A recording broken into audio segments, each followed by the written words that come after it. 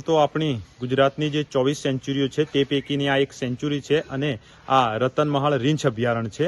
આ રતનમહાલ રીંછ અભયારણ્યની જોડે જોડે કંજેટા વાઇલ્ડ લાઇફ રેન્જની અંદર ઇકો ટુરિઝમ મંડળીઓ પણ આવેલી છે। આમ તો આપણી જે મંડળીઓ છે એ એક ઉદલ મહુડા કેમ્પ સાઇટ છે અને બીજી આ એક નળધા કેમ્પ સાઇટ છે અને ત્રીજો આપણો પોઈન્ટ છે ટુરિઝમ માટે પીપરગોટાનો MP બોર્ડર વાળો વ્યૂ પોઈન્ટ।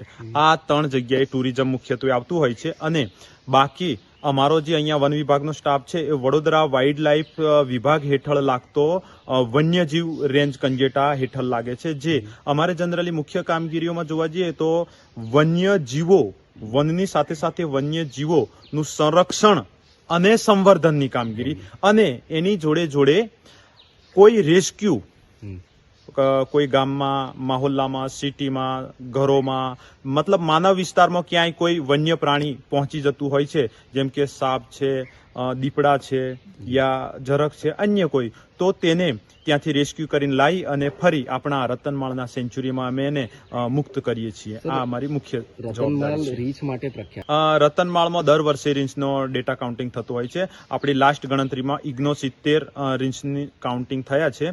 હવે જનરલી કેવું હોય છે રીંછ રહે છે એમના ઇલાકામાં જ્યાં એમની ગુફાઓ છે ડીપલી વિસ્તારમાં અને એને જે ઋતુમાં જ્યાં ઋતુ જેવી ઋતુ છે એ પ્રકારે ફ્રૂટ આવશે અને જે ફ્રૂટ એ ખાય છે એ પ્રકારનો એ રૂટ પસંદ કરીને પોતાનો ખોરાક મેળવવા જશે।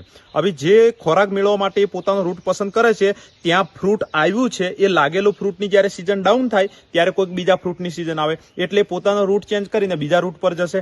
ત્યાંથી એ પોતે ખોરાક લઈ અને પાછું પોતાની રિટર્ન ગુફાએ આવતું હોય છે। પરંતુ જ્યારે ઉનાળા જેવી ઋતુ હોય છે ત્યારે જનરલી પાણીના કુદરતી જે સ્ત્રોતો છે બંધ થઈ જાય છે ત્યારે કૃત્રિમ હવાડાઓ જે વન વિભાગ વન્યજીવ રેન્જ કંજેટા દ્વારા ભરવામાં આવે છે તો એ હવાડાઓની પાસે પાણી પીવા આવતું હોય છે અને જનરલી કાઉન્ટિંગ કરતા હોઈએ ત્યારે અમે ઉનાળાના છેલ્લા મહિને એટલે કે 6ઠ્ઠા મહિનામાં કાઉન્ટિંગ કરતા હોય છે જેથી કરીને ફરજિયાતપણે પાણી પીવા ત્યાં આવે અને રીંછની મુવમેન્ટ એ રીતની હોય છે કે જે રીતના ફ્રૂટ ચેન્જ થતા હોય છે।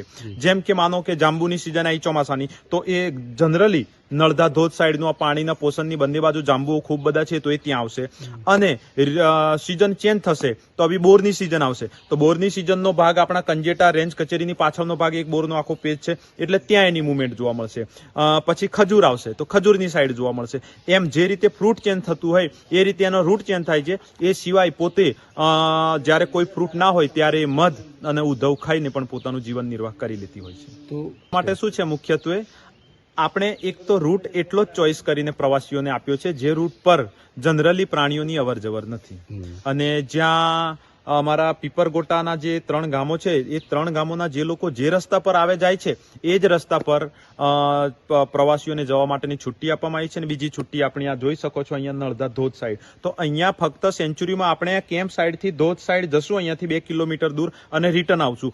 એ સિવાયનો કોઈ પણ રૂટ પ્રતિબંધિત છે માણસો માટે પ્રવાસીઓ માટે એટલે આપણે પ્રવાસી તરીકે કેમ્પ સાઈડ મેન્ટેન કરવા માટે ઇકો ટુરિઝમ મંડળી છે આપણી ETDC। હવે એ મંડળી અહીંયા દેખરેખ રાખતી હોય છે। માનો કે આપણી આ ટેન્ટ સિટી છે આખી ટેન્ટ સિટીની સાફ સફાઈ ક્લિનિંગ એ જોતા હોય છે। જે ટુરિસ્ટ આવે છે બુકિંગ કરીને તો બુકિંગ ઓનલાઈન થાય છે www.wildlife.in કરીને વેબસાઇટ છે તેની પર મોબાઈલથી જ બુકિંગ થઈ જાય છે અને જ્યારે ટુરિસ્ટ આવે છે જ્યારે રોકાય છે ત્યારે જે ટુરિસ્ટ રોકાવાનું છે એમનું જમવાનું પાણી વગેરે અહીંયાથી થઈ જતું હોય છે અને કેમ્પ સાઇડની દેખરેખ માટે આપણો વન વિભાગનો પણ સ્ટાફ ફાળવેલો છે પરંતુ જનરલી મુખ્યત્વે ઇકો ટુરિઝમ મંડળી જે છે સ્થાનિક લોકલ મંડળી તે દેખરેખ રાખતી હોય છે। એક ટેન્ટ બુક કરાવો તો 1650 રૂપિયા પર 2 પર્સનનું 2 ટાઈમ જમવાનું 2 ટાઈમ ચા નાસ્તો એટલે કે 24 કલાક સુધીનું। સર એક અંતિમ સવાલ એક તો રતનમાળ રીંછ અભયારણ્ય છે એટલે રીંછ તો મુખ્ય થઈ ગયું પણ એ સિવાય અહીંયા દીપડા ઝરખ ઉડતી ખિચકલીઓ વણિયર આ સારી એવી માત્રામાં છે। દીપડાઓની સંખ્યા પણ લાસ્ટ કાઉન્ટિંગ થયું વન્ય પ્રાણીઓનું અહીંયા રતનમાળમાં તો ત્યારે જે 69 રીંછ આવ્યા હતા એ વખત 69 રીંછ ગણતરીમાં આવ્યા હતા. એની સાથે સાથે દીપડાઓના કાઉન્ટિંગ થતા પણ તે 74 જેટલા દીપડાની ગણતરી થયેલી છે. તો તેમના માટે પણ રતનમાળનો પોષણ બહુ અનુકૂળ પોષણ છે. બહુ મોટો અને સારો એવો જંગલ પહાડી ઇલાકો છે. ત્યાં પાણીના પણ કુદરતી એવા સ્ત્રોતો છે કે જે 12 માસ ચાલુ રહે એવા પાણીના સ્ત્રોતો છે. તો ત્યાં એના કારણે પણ તેમને રહેવામાં બહુ સરળતા અને સારી માફક આવે છે અને ખોરાક પાણી આસાનીથી મળી રહેતું હોય છે.